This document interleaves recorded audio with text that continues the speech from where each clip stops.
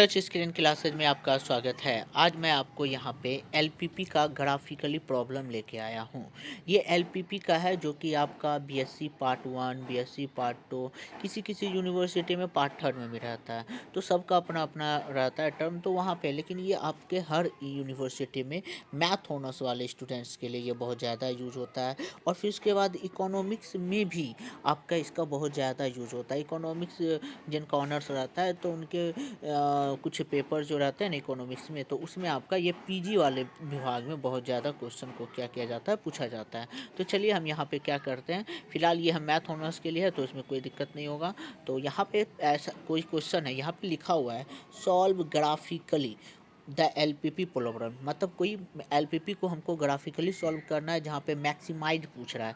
Z बराबर 2x1 plus 3x2 और यहाँ पे subject to constants x1 plus x2 is less than equal to 1 और 3x1 plus x2 is less than equal to 4 and x1 comma x2 is greater than equal to 0। ऐसा question दिया हुआ है। तो इसको आपका एग्जाम में ये 8 नंबर में भी आता है, 16 नंबर में भी आता है। तो आपको थोड़ा सा इसको बड़ा करके लिखना पड़ेगा। तो इसका हम यहाँ पे सॉल्यूशन लिख रहे हैं, जैसा कि आप क्वेश्चन लिख लिए होंगे कॉपी पे और हम आप उसका यहाँ पे सॉल्यूशन लिख रहे हैं। जैसा कि यहाँ पे लिखा हुआ है सॉल्यूशन x1, अगर यहाँ पे x1 y1 के x1 और x2 के टर्म में लिखा हुआ है तो हम यहाँ पे OX1 मानेंगे, OX2 मानेंगे। अगर वही x और y के टर्म में रहता है तो हम यहाँ पे OX मानते और OY मानते हैं। ठीक है, तो जैसा कि यहाँ पे लिखा हुआ है OX1 and OX2 represent the coordinate of the axis in the plane. और एक कोई कोऑर्डिनेट एक्सिस है किसी प्लेन का और O बीइंग द ओरिजिन। जैसा कि हम इसको देखते हैं।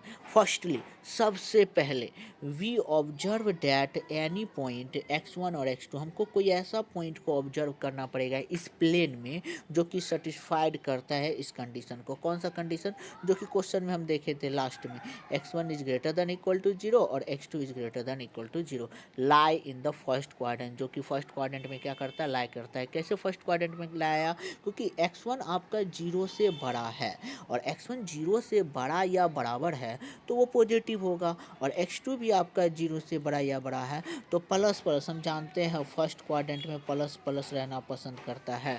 तो इसका ये मतलब है कि ये आपका कहाँ पे रहना पसंद करेगा, फर्स्ट क्वाड्रेंट में। वही चीज़ यहाँ पे लिखा हुआ है x1 और x2 greater than equal to 0 lie in first quadrant, जो कि फर्स्ट क्वाड्रेंट में क्या करता है, रहता है।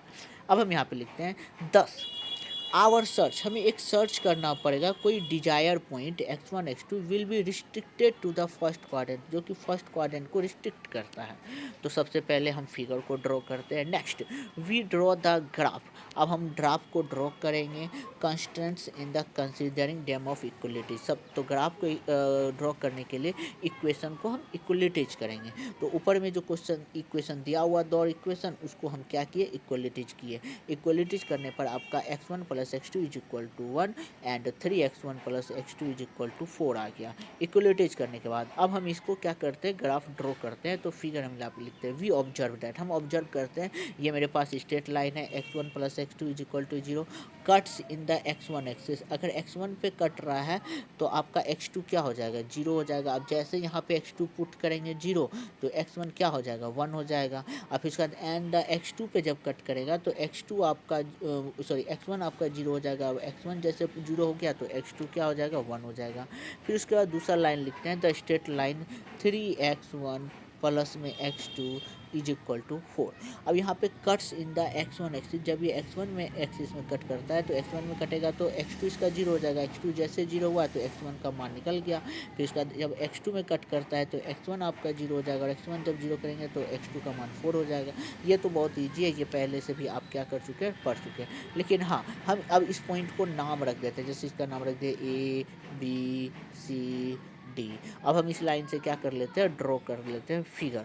जैसा कि यहाँ पे फिगर ड्रॉ किया गया है तो सबसे पहले हम 4 लाइन खींचे, 1 2 3 4, 1 2 3 4 खींचने के बाद हम इसमें क्या किए, सारे पॉइंट को निर्धारण किए, ABCD इक्वेशन खींच दिए, इक्वेशन का नाम रख दिए, इक्वेशन खींच दिए, इक्वेशन का नाम रख दिए। और करने के बाद हम देखते हैं शेडेड एरिया आपका कहाँ पे होता है, नीचे में।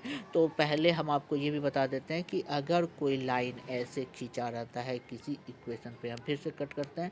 जैसे मान लेते हैं ये आपका है, अगर कोई लाइन इस तरह से खींचा हुआ रहता है तो इस तरह का लाइन नीचे बनता है और इस तरह का लाइन कहाँ बनता है, ऊपर। और हम इक्वेशन में देखते हैं कि हमारा जो है लाइन ये वाला है, ये वाला है, इसलिए ये आपका फिगर को कहाँ लेके जाना पसंद करेगा, नीचे की ओर लेके जाना पड़ेगा। तो आपका शेडेड एरिया कहाँ हो जाएगा, नीचे। हम फिर से बताते हैं, ये रहता है, अगर ऐसे रहेगा तो हम नीचे ले जाएंगे, ऐसे रहेगा तो ऊपर। मेरा फिगर ऐसे ऊपर की ओर जाना पसंद करेगा, ऐसे में नीचे की ओर, और जैसा कि नीचे की ओर लेके जा रहा है तो मेरा शेडेड एरिया ये हो गया, ए यहाँ यहाँ, तो ओ ए बी, ये हो गया shaded area. Since the satisfied each of the equilaterals, अब हम इस इक्वेशन को इक्विलेटरेज में किए, जो कि आपका ये इक्वेशन को रिप्रेजेंट करता था, ये इक्वेशन को।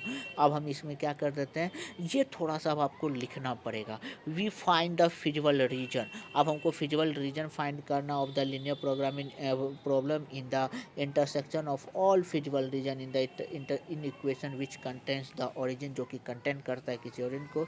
This is given by shaded region, जो कि हमको दिया गया है shaded region O A B, जैसा कि आप फिगर में देख सकते हैं। नाउ वी डिटरमाइन, अब हमको डिटरमाइन करना है कि द कोऑर्डिनेट ऑफ द एक्सट्रीमी, आपका ओ ए बी को क्या करना है, डिटरमाइन करना, मतलब फाइनली मालूम करना है कि ओ ए बी का कोऑर्डिनेट क्या है। चूँकि हम ओ ए बी का कोऑर्डिनेट फाइंड कर चुके हैं, जिसमें ओ तो हम जानते हैं वो आपका ओरिजिन है, तो 0 0 हो जाएगा।